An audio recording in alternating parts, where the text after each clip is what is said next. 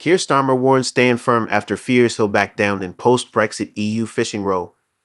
Campaigners have insisted that Sir Keir Starmer's government stands firm against the European Union's demands to lift a post-Brexit ban on sandeel fishing.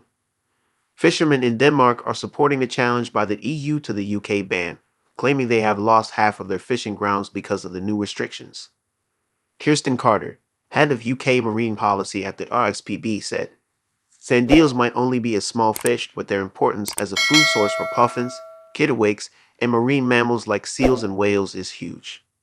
Seabirds are in serious trouble, with 62% of species in the UK declining, many of which are of global significance, while factors such as climate change and bird flu have also put massive pressure on populations. The link between these declines and the availability of sandeels is clear. Securing the food that puffins and many other internationally important species rely on is the single greatest measure that can build resilience and support their recovery. The RSPB has joined many other conservation organizations in calling for the EU to withdraw its challenge to these closures. The UK government must stand firm, as any compromise will mean less food for our already struggling seabirds and less resilience in our seas. The European Union has written to the UK government on behalf of Danish commercial fishing organizations, claiming the sandeel ban is in breach of international trade agreements put in place following Brexit.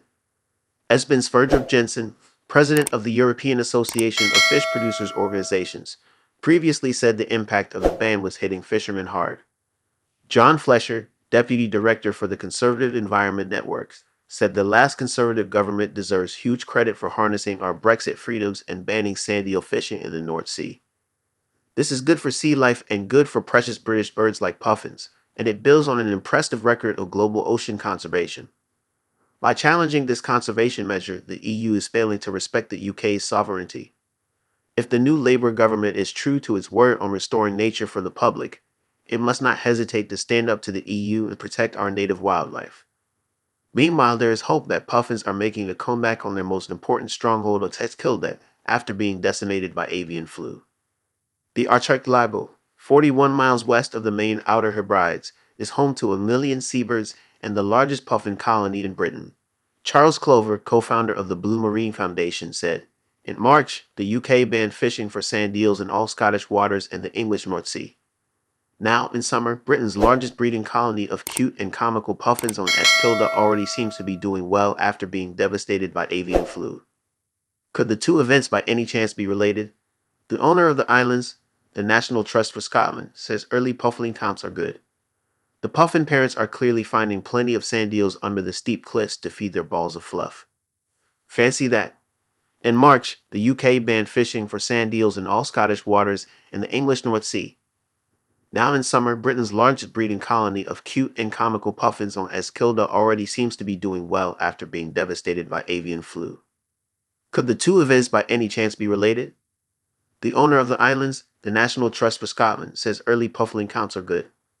The puffin parents are clearly finding plenty of sandeels under the steep cliffs to feed their balls of fluff.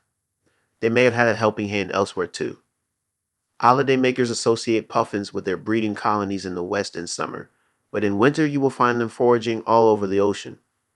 I was delighted to see them far out to sea on an expedition to the Dogger Bank in the North Sea last November.